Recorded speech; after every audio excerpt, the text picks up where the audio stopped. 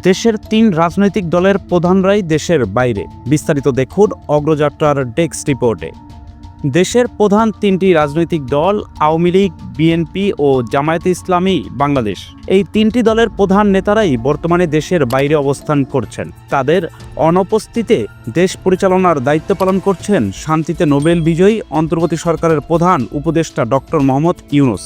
গত ৫ আগস্ট ছাত্র জনতার আন্দোলনের চাপে আওয়ামী লীগের সভানেত্রী ও সাবেক প্রধানমন্ত্রী শেখ হাসিনা দেশ ত্যাগ করে ভারতে আশ্রয় নেন। তার এই দেশ ত্যাগের মধ্য দিয়ে দেশের রাজনীতিতে এক নতুন অধ্যায়ের সূচনা হয় এবং ডক্টর ইউনূসের নেতৃত্বে অন্তর্বর্তী সরকার ক্ষমতায় আসে। শেখ হাসিনা ভারতে পাড়ি জমানোর পরে দিল্লির একটি নিরাপদ স্থানে অবস্থান করছেন। শেখ হাসিনার পাসপোর্ট বাতিল করা সত্ত্বেও ভারত সরকার তাকে দুবার ভিসার মেয়াদ বাড়ানোর অনুমতি দিয়েছেন।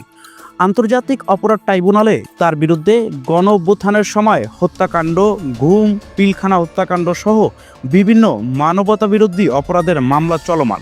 বাংলাদেশ ইতিমধ্যে ভারতকে শেখ হাসিনাকে ফেরত পাঠানোর জন্য অনুরোধ জানিয়ে চিঠি পাঠিয়েছেন। এদিকে বিএনপির চেয়ারপারসন ও সাবেক প্রধানমন্ত্রী খালেদা জিয়া বর্তমানে লন্ডনে উন্নত চিকিৎসা নিচ্ছেন।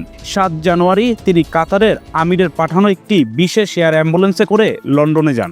লন্ডনে পৌঁছে তাকে বিশেষায়িত হাসপাতালে ভর্তি করা হয়। দীর্ঘদিন ধরে গুরুতর অসুস্থ খালেদা জিয়া বারবার আবেদন করলেও আগের সরকার তাকে বিদেশে চিকিৎসার অনুমতি দেয়নি। অন্যদিকে বাংলাদেশ জামায়াতে ইসলামের আমির ডক্টর শফিকুর রহমান বর্তমানে কুয়েতে রয়েছেন। তিনি কুয়েতের ধর্ম মন্ত্রণালয়ের আমন্ত্রণে সেখানে গিয়েছেন। সফরে প্রবাসী বাংলাদেশিদের সঙ্গে মতবিনিময় সভায় অংশগ্রহণ ও পবিত্র ওমরা পালন করছেন। এই নেতাদের অনুপস্থিতিতে দেশের রাজনীতিতে নতুন সমীকরণ তৈরি হয়েছে।